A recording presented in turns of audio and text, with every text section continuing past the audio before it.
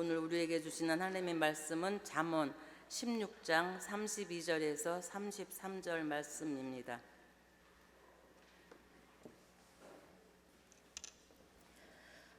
노하기를 더디하는 자는 용사보다 낫고 자기의 마음을 다스리는 자는 성을 빼앗는 자보다 나으니라. 제비는 사람이 뽑으나 모든 일을 작정하기는 여호와께 있느니라. 아멘.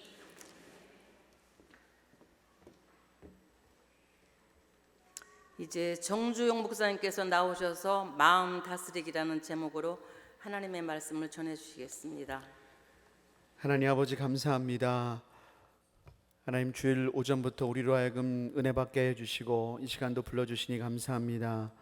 오늘도 연약하고 부족한 종을 단에 세우셨사오니 하나님 부족한 종은 가리워 주시고 오직 성령께서 역사하사 하나님 말씀만 대언하게 하여 주옵소서. 감사드리며 예수님의 이름으로 기도드립니다. 아멘. 잠언은 단순히 세상을 살아가기 위한 좋은 격언이 아닙니다.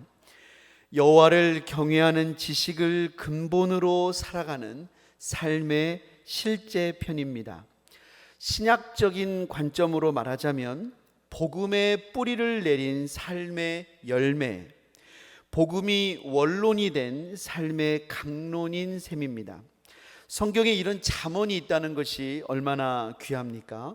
왜냐하면 우리의 일상에서 하나님을 경외함과 복음의 진리가 적용되는 구체적인 지침이 때로는 정확하게 딱 이거는 뭐다 이렇게 알려주는 것이 너무나 필요하기 때문입니다. 특별히 본문은 마음에 대해서 다루고 있습니다. 우리의 마음을 다스리는 것이 정말 중요합니다.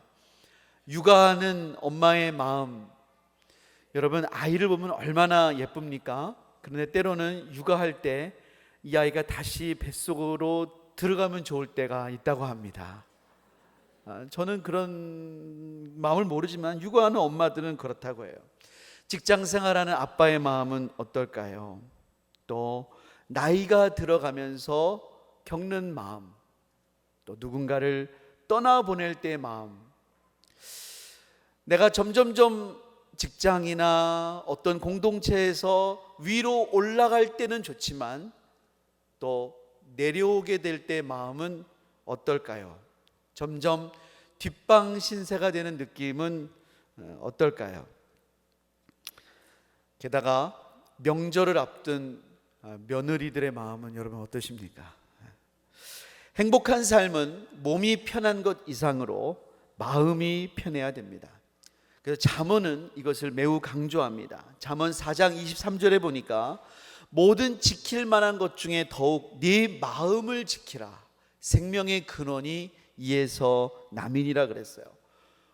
다 지키는 것보다 모든 것 중에 네 마음을 지켜야 된다는 거예요. 우리는 건강을 정기적으로 지키지 않습니까?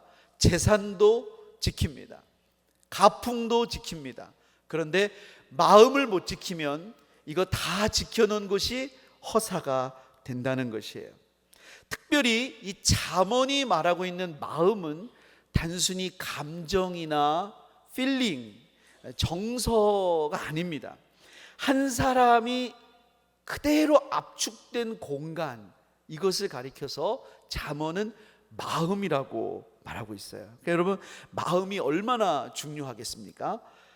본문은 그 중에서도 분노를 참지 못하는 마음에 대하여 교훈하고 있습니다. 사랑하는 여러분, 현대인들은 점점 더 화를 잘 참지 못하는 것 같습니다. 쉽게 분노하고 화를 쏟아놓습니다.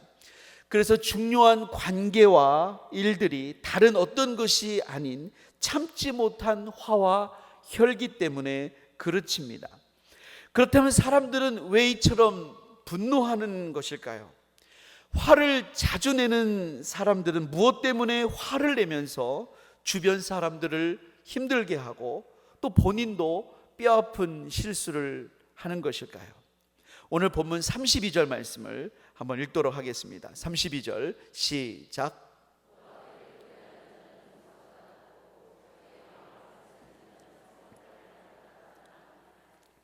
32절을 보면 분노의 첫 번째 뿌리는 불안임을 발견할 수 있습니다. 노하기를 더디하는 자는 용사보다 낫고 자기의 마음을 다스리는 자는 성을 빼앗는 자보다 나으니라. 사실 용사는 누구보다 담대한 사람입니다. 그리고 성을 정복한다는 것은 용맹한 용사의 영광입니다. 그러나 화를 참을 수 있다면, 마음을 다스릴 수 있다면 이보다 더 낫다는 것입니다. 바꾸어 말하면 쉽게 화를 내는 사람은 용사처럼 담대하지 못한 사람입니다. 불안하기 때문에 화를 내는 것이에요. 자기 마음을 다스릴 수 없기 때문에, 용사처럼 용맹하지 못하기 때문에, 초조하기 때문에 그렇게 노하는 것입니다. 사도행전 7장에서 스데반이 설교를 합니다. 성령의 감동으로 이스라엘의 역사를 꿰뚫는 정말 위대한 설교였습니다.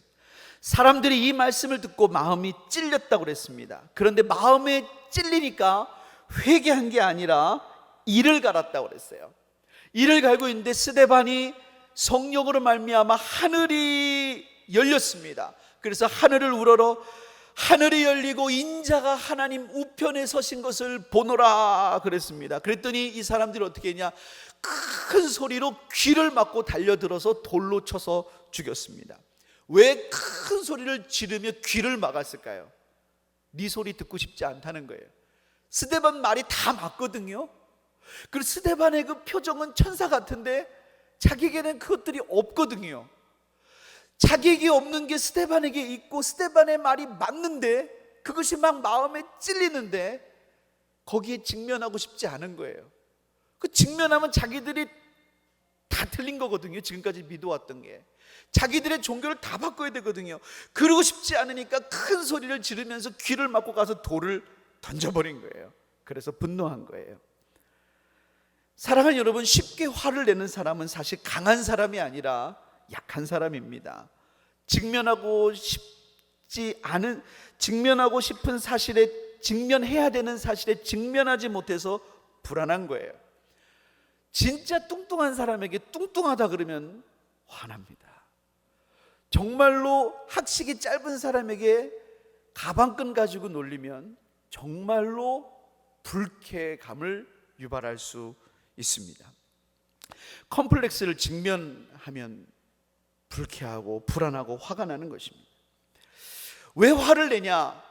나 혼자 감당하기 힘든 어려움을 막 쏟아놓는 거예요. 나 혼자 이거를 감당을 못하니까 막 쏟아놓는 거예요. 제가 군대에서 분대장 교육할 때가 있었어요. 분대장은 한 군대의 이 리더거든요. 거의 뭐 병장들이 하죠. 이 분대장 교육을 할 때 제가 이렇게 얘기를 했어요.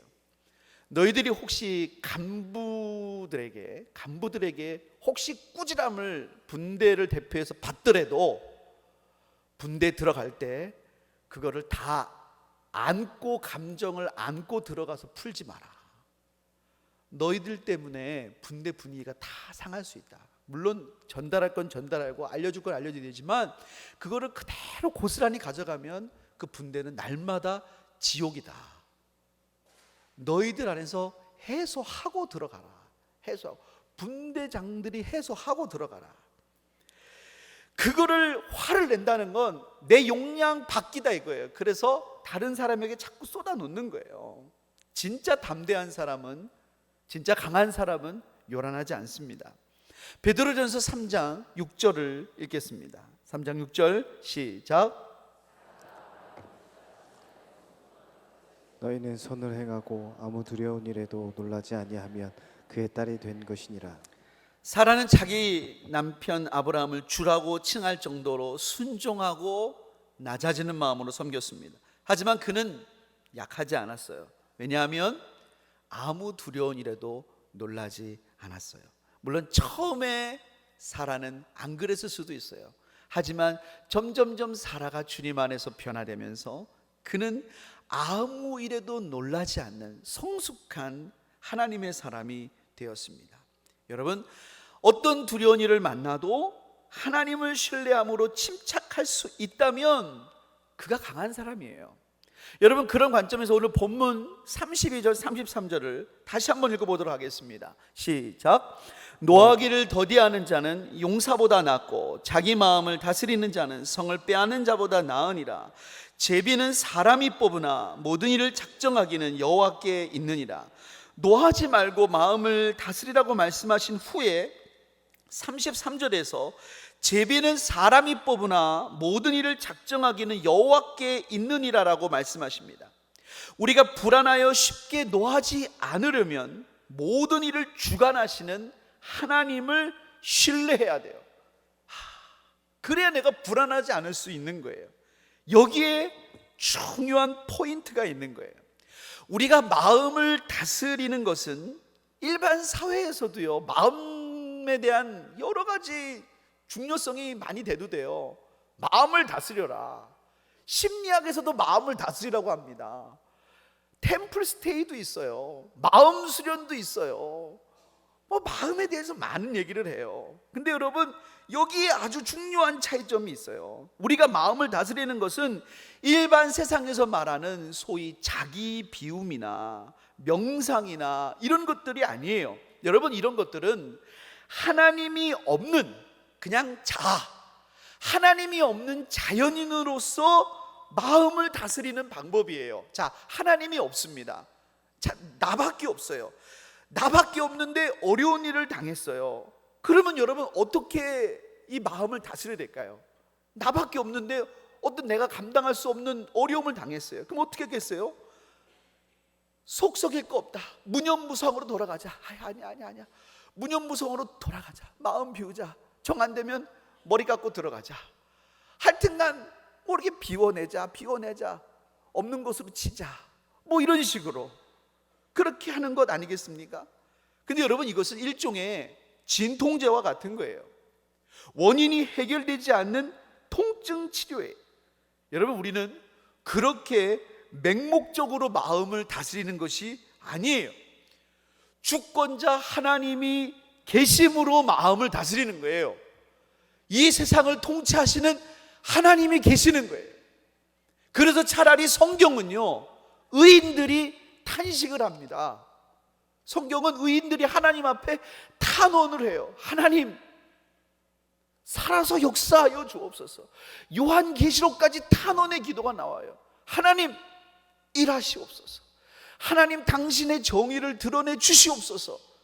성경은 그냥 산은 산이고 물은 물이다 이렇게 넘어가지 않아요. 성경은 하나님의 정의를 나타내시옵소서라고 말해요. 왜? 하나님이 살아계시니까. 하나님이 없다고 하지 않아요. 차라리 하나님 앞에 토로해요. 하나님, 눈을 뜨고 보시옵소서. 하나님, 들으시옵소서.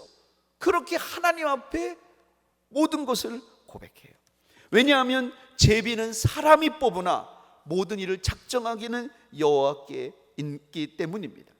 이것이 우리로 하여금 마음을 다스리는 한계선을 지키도록 하는 거예요. 우리가 성질 부린다고 일이 다 되는 게 아니에요. 물론 때로는 성질 부릴 때 일이 빨리 되기도 합니다. 하지만 그런다고 다 되는 게 아니에요. 모든 것이 다 하나님 손에 있습니다. 다윗의 아들 압살롬이 아버지를 반역했습니다. 그래서 아들을 피해 도망갔습니다. 다윗이 군대를 끌고 도망가는 거예요. 얼마나 초라하고 비참한 처지입니까? 그래도 여러분, 군대를 이끌고 도망가는 거예요. 근데 그때 시므이라는 작자가 다윗을 비난했습니다. 뭐라고 비난했냐? 이렇게 비난했습니다. 피를 흘린 자여, 사악한 자여, 가거라. 사울의 족속의 모든 피를 여호와께서 내게로 돌리셨도다. 그를 이어서 네가 왕이 되었으나 여호와께서 나라를 네 아들 압살롬의 손에 넘기셨도다. 보라, 너는 피를 흘린 자이므로 화를 자초하였도다 라고 다윗을 비난했습니다. 그랬더니 다윗의 용사 중에 용맹한 용사였던 아비새가 뭐라고 그랬냐? 주여, 저 개 같은 자의 머리를 제가 베고 오겠습니다 그랬어요. 그랬더니 다윗이 뭐라고 한 줄 아십니까? 그가 저주하는 것은 여호와께서 그에게 다윗을 저주하라 하심이니 네가 어찌 그리하였느냐 할 자가 누구겠느냐. 지금 내 몸에서 난 자도 내 생명을 해하려 하거든 하물며 이 베냐민 사람이라. 사울이 원래 베냐민 사람이었거든요. 그러니까 같은 종족인 거예요. 그러니까 거기에 대한 원한이 있었던 거죠. 여호와께서 그에게 명령하신 것이니 그가 저주하게 버려두라. 혹시 여호와께서 나의 원통함을 감찰하시리니 오늘 그 저주 때문에 여호와께서 선으로 내게 갚아 주시리라. 다윗은 이처럼 하나님의 주권을 신뢰하며 마음을 다스렸어요. 그리고 하나님은 다윗의 원통함을 갚아 주셨어요. 우린 때때로 난 이렇게 아니면 난 안 해. 그만큼 신앙이 아직 어린 겁니다. 우리는 하나님의 뜻이면 하는 거예요. 하나님의 뜻이 아니면 안 하는 거지, 난 이런 방식이 아니면 안 해. 그런 건 없어요. 저는 전도폭발을 담당하고 있습니다. 오늘 전도폭발 수료식이에요. 저는 전도폭발 하면서도 세상에 제일 좋은 전도 방법이 전도폭발이라고 생각하지는 않습니다. 하나님이 사용하시는 한 가지 방법입니다. 한 가지 방법, 아주 유용한 방법입니다. 여러분도 꼭 들으시기를 주님의 이름으로 축복합니다. 근데 여러분, 우리가 내 성질대로 하나님 믿는 것 아닙니다. 하나님의 뜻대로 우리가 하나님께 맞추어서 주님을 따라가야 되는 것입니다. 성내는 것은 하나님의 의를 이루지 못합니다. 모든 것을 주관하시는 하나님을 신뢰하시기를 주님의 이름으로 축복합니다. 분노의 두 번째 뿌리는 왜곡된 강함의 추구입니다. 다시 한번 본문 32절을 읽도록 하겠습니다. 본문 32절 시작. 노하기를 더디하는 자는 용사보다 낫고 자기의 마음을 다스리는 자는 성을 빼앗는 자보다 나으니라. 용사는 강합니다. 그런데 용사보다 노를 참는 것이 더 강합니다. 심지어 군사를 이끌고 전략을 짜서 성을 빼앗는 것보다 자기 마음을 지키기 위해서 노력하는 것이 더 강합니다. 어떻게 그런 일이 있을 수 있을까요? 아담 이후로 이 세상에 죄가 들어왔습니다. 여러분, 죄가 들어와서 세상에 생긴 일이 한마디로 무엇인지 아십니까? 정상은 비정상이 되고 비정상은 정상이 되었습니다. 하나님께 예배하는 것은, 성경을 보세요 여러분, 하나님께 예배하는 것은 하나님이 너무나 세세하게 알려주셔야만 됐어요. 이렇게 제사 지내라, 저렇게 제사 지내라, 저렇게 제사 지내라. 예배하는 것은 하나님이 일일이 알려주셔도 첫 예배에 나답과 아비후가 다른 불로 제사 지내다가 바로 죽었어요. 그런데 우상 섬기는 건 왜 알려주지 않아도 다 잘하죠? 하나님 예배하는 거는 그렇게 자세히 알려줘도 잘못 드리는데, 우상은 알려주지 않아도 너무나 잘 드리는 거예요. 정상이 비정상이 되고 비정상이 정상이 됐어요. 힘도 마찬가지예요. 하나님께서는 모든 자연 만물에게 힘을 똑같이 주지 않았어요. 힘을 더 많이 준 그런 피조물이고 덜 준 피조물이 있어요. 근데 힘을 더 많이 주신 이유가 뭐냐? 그 힘으로 섬기라고 하신 거였어요. 더 강한 힘을 주신 것은 더 많이 섬기라는 거예요. 더 많이 재주를 주신 것은 더 많이 뽐내라는 것이 아니라 더 많이 섬기라는 것이에요. 그런데 죄가 들어오니까 그게 바뀌었어요. 강한 힘을 가지고 약한 자를 눌렀어요. 여러분, 노아의 홍수 이후부터 육식이 허용된 거 아십니까?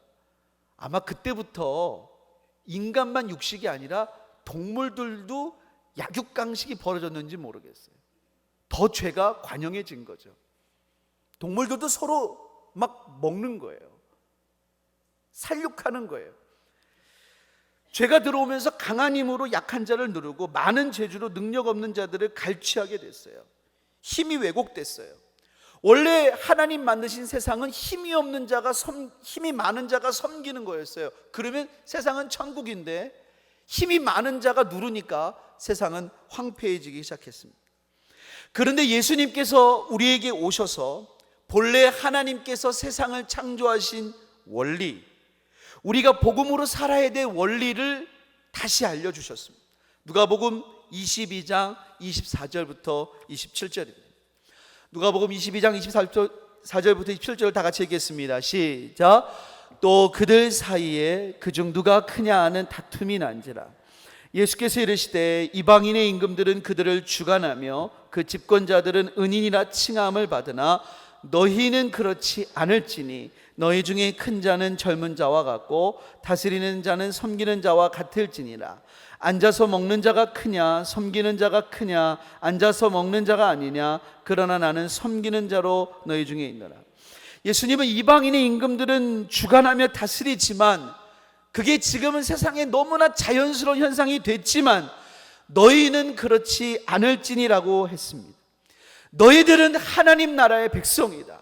너희들은 하나님의 가치로 사는 사람들이다. 너희는 그렇지 않다. 그리고 나는 너희 중에 섬기는 자로 있다. 그러니까 여러분, 예수님이 최후의 만찬에서 레오나르도 다빈치가 그린 이 그림은 잘못된 그림이에요. 예수님이 가운데 있고 이게 12명이 있는 이 그림은 잘못된 그림이에요. 예수님은 서빙하고 계셨습니다. 예수님은 섬기는 자 중에 있었어요. 음식이 떨어지면 예수님은 일어나서 음식을 가져오고, 물이 떨어지면 물을 갖다 주는 예수님은 섬기는 자로 있었습니다. 화를 자주 내는 사람 가운데 특별히 불안하거나 무엇을 해야 된다는 스트레스나 이런 것들 때문이 아니라 습관적인 화를 내는 경우가 있어요. 그것도 자기보다 윗사람에게는 너무나 잘하지만 아랫사람에게 화를 내는 경우가 있어요. 이것은 바로 왜곡된 강함에서 비롯된 분노입니다. 바로 죄가 가득한 이 세상의 문화와 세태에서 자기도 모르게 습득된 거예요. 적어도 내가 이 대상에게는 그렇게 해도 무방하다고 생각하는 것입니다. 소위 말하는 갑질인 것이죠. 그러나 여러분, 이것은 하나님을 무시하는 태도입니다. 잠언 14장 31절 읽어보겠습니다. 잠언 14장 31절 시작. 가난한 사람을 학대하는 자는 그를 지으신 이를 멸시하는 자요, 궁핍한 사람을 불쌍히 여기는 자는 주를 공경하는. 가난한 사람을 학대하면 그를 지으신 하나님을 멸시하는 거예요. 여러분, 가난한 사람에게 무고하게 분노하면 하나님께 분노하신 거예요. 반대로 궁핍한 사람을 불쌍히 여기면 하나님을 공경한 거예요. 하나님께 존귀 여긴 거예요. 여러분, 우리 교회가 그런 교회가 됨을 감사히 여기시기를 소원합니다. 그리고 그 귀한 일에 여러분 동참하시길 소원하고, 우리가 그런 곳에 서 있기를 주님의 이름으로 축복합니다. 지금까지 우리는 분노를 참지 못하는 원인을 살펴봤어요. 하나는 불안이고 또 하나는 왜곡된 강함의 추구였습니다. 그리고 이처럼 불안과 왜곡된 강함의 추구에 매이지 않기 위해서는 모든 걸 주관하시는 하나님을 바라보고 약한 자도 창조하신 하나님을 기억해야 함을 또한 나누었습니다. 근데 이제 남은 건 어떻게입니다. 어떻게? 그렇다면 그 하나님을 어떻게 날마다 우리의 삶 속에 기억할 수 있을까요? 어떻게? 여러분들은 모두 다 온유한 분이어서 쉽게 될는지 모르겠지만 저에게는 이것이 굉장한 숙제였어요. 내가 어떻게 온유한 사람이 될 수 있을까? 왜냐하면 여러분, 제가 온유해지지 않는다면, 제가 이렇게 설교했지만 제가 온유하지 않는다면 저는 얼마나 제 메시지가 공허하겠습니까? 제가 정말로 인정받고 싶은 설교의 대상이 있어요. 사실 저는 누구한테 설교를 인정받고 싶냐? 제 자녀들에게 인정받고 싶거든요. 제 자녀가 이 설교를 들으면서 과연 뭐라고 그럴까? 아빠 나 잘하세요 그러면 얼마나 힘들겠어요. 근데 혹시 아빠 작년보단 좀 나아지신 것 같아요. 3년 전보단 좀 나아지시는 것 같아요. 어제보단 좀 나아지신 것 같아요. 당연히 지금도 부족하지만 그렇다면 얼마나 기쁠까요? 조금이라도 나아진다면 얼마나 좋을까요? 저희 큰아들이 저에게 보낸 문자가 있었어요. 저희 큰아들은 저에게 늘 단문으로 보내요. 제가 길게 써도 냉 그게 끝이에요. 저희 큰아들이 저에게 보낸 아주 감동적인 문자가 있었어요. 아마 딴 때와 같으면 제가 조금 불쾌하고 화를 낼 수 있었던 상황이었던 것 같아요. 근데 제가 그날 그 일을 참았던 것 같아요. 정확한 상황 기억나지 않아요. 그리고 집에 들어왔어요.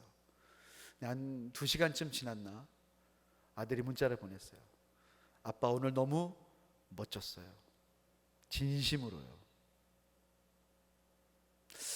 제가 그거를 보는 순간 주님께 감사 기도를 드렸어요. 조금 어제보다 나아졌구나. 근데 여러분, 제가 그렇게 조금씩 나아지기를 소망하면서 붙잡는 말씀이 하나 있어요. 그게 뭐냐면 마태복음 11장 28절부터 30절의 말씀이에요. 우리 한번 다 같이 한번 읽어볼까요? 시작. 수고하고 무거운 짐진 자들아 다 내게로 오라. 내가 너희를 쉬게 하리라. 나는 마음이 온유하고 겸손하니 나의 멍에를 메고 내게 배우라. 그리하면 너희 마음이 쉼을 얻으리니 이는 내 멍에는 쉽고 내 짐은 가벼움이라 하시니라. 온유와 겸손의 왕이신 예수님께서 배우라고 그랬잖아요. 온유하고 겸손하지 못한 모든 분들 주님께 와서 배우시면 돼요. 근데 하나 단서가 있어요. 주님의 멍에를 메고 배워야 돼요. 근데 여러분, 이스라엘에서는 이 멍에를 어떻게 매냐면, 우리는 이제 소에다가 이렇게 멍에를 매는데 한 멍에를 2소가 매는 거예요. 특별히 미숙한 소가 처음 멍에를 맬 때는 아주 숙련된 소와 함께 멍에를 매게 합니다. 그러면 이 숙련된 소와 함께 미숙한 소가 이렇게 멍에를 같이 맸기 때문에 미숙한 소가 숙련된 소와 함께 호흡을 마칩니다. 들이마시고 내쉬고, 보폭도 왼발 오른발 왼발 오른발 왼발 오른발, 힘도 주는 것. 그러면서 이 소가 쓰는 근육도 보폭도 호흡도 그렇게 하면서 이 미숙한 소가 숙련된 소와 함께 하면서 멍에는 점점 쉬워져요. 여러분, 우리가 예수님과 교제함이 없이 온유해지려고 그러면 그거는 그냥 마음 비우려는 거예요. 그러면 진짜 고행이에요. 그건 너무 힘들어요. 근데 예수님과 깊이 사귀면,